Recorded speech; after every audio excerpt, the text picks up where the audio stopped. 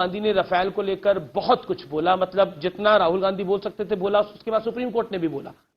अब रफेल भारत आ रहा है, आज ही आपने ट्वीट करके बोला कि समय पर आएगा, कोरोना की वजह से डिले नहीं होगा। आपने पूजा भी करी, उस पूजा को लेकर भी बड़ा विवाद भारत में छिड़ गया कि पूजा सिर्फ हिंदू धर्म के रीति रिवाज से क्यों कर दी। रफेल को लेकर आप क्या कहना चाहते हैं? नहीं, रफेल तो 7 रफेल तो हम लोगों को मिल चुकी है, और इसमें से कि 4 रफेल, क्योंकि वहां पर हमारे एयरफोर्स के जो पायलट्स हैं उनकी ट्रेनिंग भी होती है जी। तो जब मैं गया था उसी समय रफेल मिल गई थी। इसमें से 4 रफेल इसमें जुलाई के अंत तक यहाँ आ जानी चाहिए। मैं तो बताऊँ थोड़ा बहुत इधर उधर हो सकता है, 10-5 दिन का नहीं कह सकता हूँ, लेकिन वो रफेल आ जाएगी। और सारी जितने भी रफेल आनी है 35-36 सब आएगी। रफेल को लेकर आप कह रहे हैं कि कोई दिक्कत नहीं है कि समय लगेगा, अब डिले हो जाएगा, ऐसा कुछ नहीं होगा, फिलहाल कोई पेश फंसा नहीं हुआ। बिल्कुल आखिरी दौर के सवाल है। मोदी सरकार 2.0 में सीए एनआरसी का मुद्दा काफी गर्म रहा, उसके बाद हमने शाहीन बाग जामिया होते हुए देखा, फिर दिल्ली हिंसा भी हुई। क्या ये मुद्दा थोड़ा मिसमैनेज हो गया, और या फिर लोगों का दुष्प्रचार, एक पर्टिकुलर गैंग का दुष्प्रचार, जो लुटियंस गैंग है उसका दुष्प्रचार बहुत हावी रहा? क्योंकि हमने देखा कि राम मंदिर के फैसले तक आपने सही कहा शांति थी, लेकिन उसके बाद ये लॉबी बाहर निकल के आई और उसने सीए को लेकर चक्के जाम कर दिए जब तक लॉकडाउन नहीं हुआ। मैं कहना चाहता हूं कि हमारे गृह मंत्री अमित शाह जी ने बहुत ही कितनी जल्दी से जल्दी इस पर काबू पाया जा सकता जी, उन्होंने काबू पाने में इस पर कामयाबी हासिल की है, जो भी दंगा हुआ था।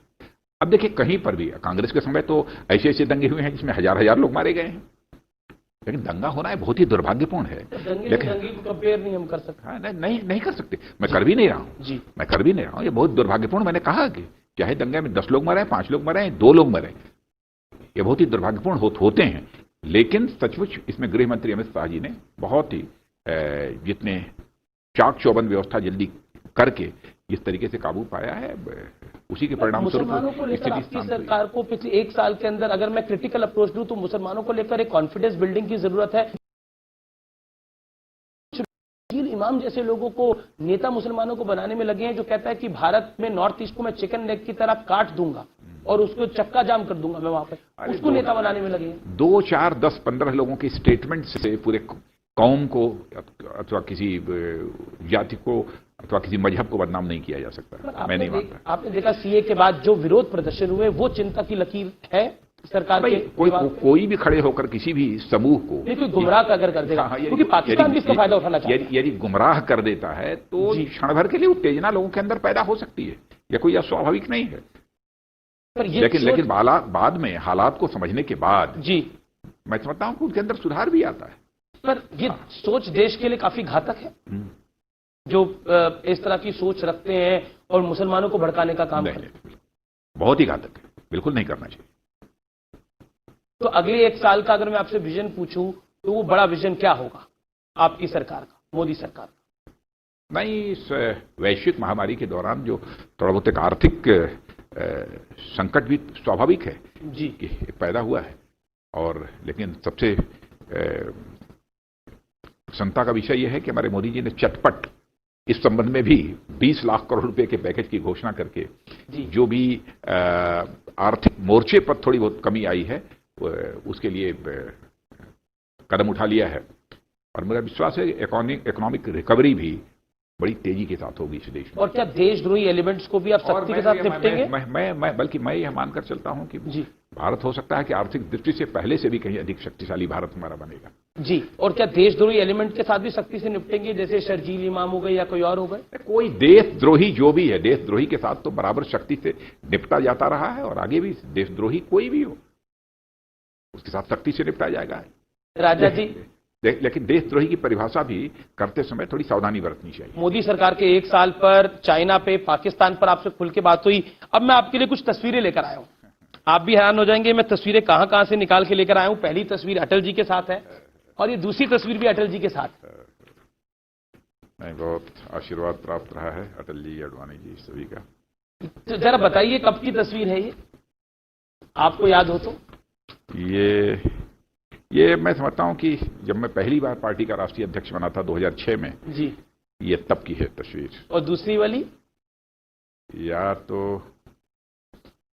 मुझे यह भी मुझे लगता है कि शायद उसी समय की है या दूसरी बार की है। ये उसमें क्या ये मैं बतला नहीं पा रहा हूँ। चलिए एक और हो सकता है आप थोड़े इमोशनल भी हो जाएं इस तस्वीर को देखिए। सुषमा स्वराज के साथ आपकी 2 तस्वीरें हैं। सुषमा जी के साथ है।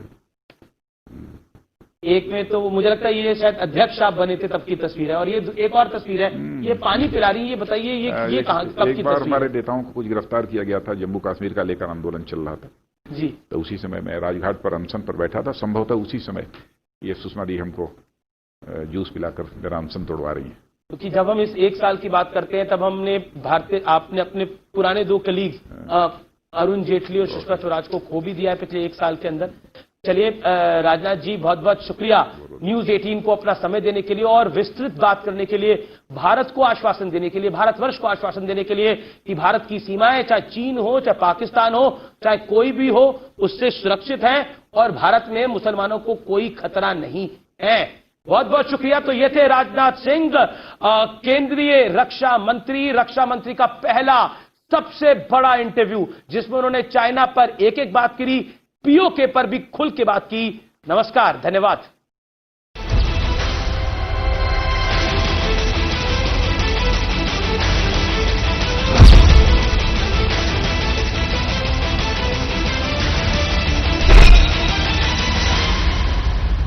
हॉस्पिटल में एडमिट हुए